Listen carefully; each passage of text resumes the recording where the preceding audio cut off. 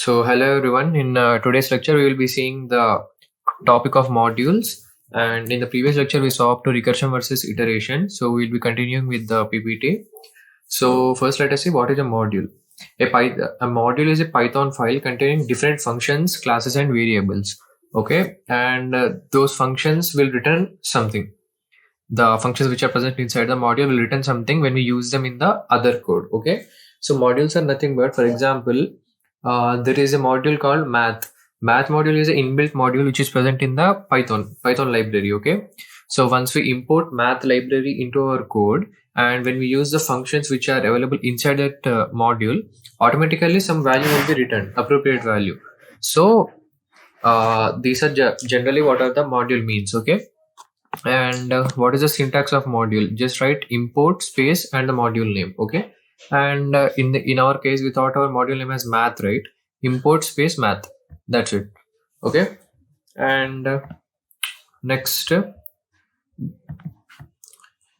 we can import the functions class defined in a module to another module using import statement in some other Python source file. Okay, so in the other Python source file, we can just import all the functions and classes objects which are available in the module.py file. Okay, and next, from import statement, and if you want to import everything from the module which is present in the Python file, what you want to write is from module name import star asterisk is nothing but everything. Okay, so from math import star, that is nothing but from math module it will import everything. Okay, so you need not import explicitly every single function. Okay, so if you put star, everything will be imported automatically. So let us just see examples of modules first. First, let us take examples of math module,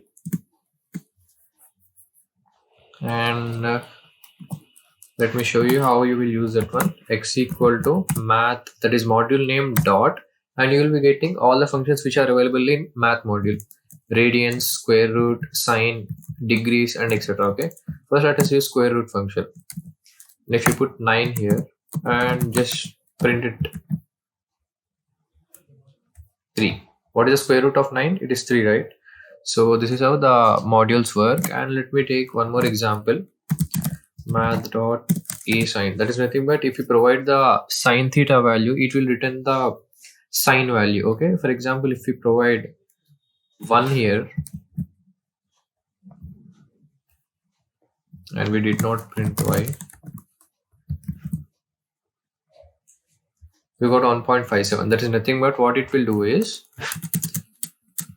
dot a sine returns the arc sine value measured in radians. Okay, so the radians value of the sine will be returned. The result is between minus pi by 2 and pi by 2. Okay, so this is how the math module works. And there is also one more thing, math dot power of, and if you write 3,2, let's just print z 9, that's nothing but 3 square. Okay, if you put 3,3, there is 3 cube 27. So this is math module.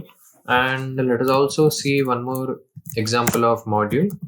Let us take random module. Random module is nothing but it will generate random numbers from the range which we provide. And let us just take random underscore number equal to random, that is module name dot rand int, that is nothing but integer. It will select 1,10. Let us take, let us print random number, and let us comment out this x, y, and z.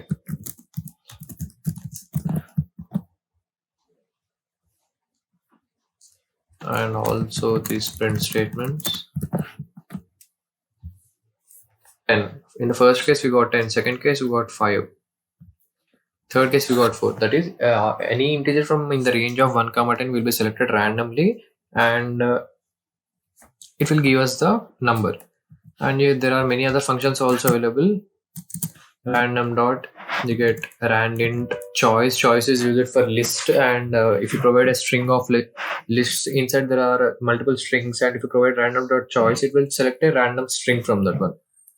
Okay, and random another function is available, and you guys can explore this one random module.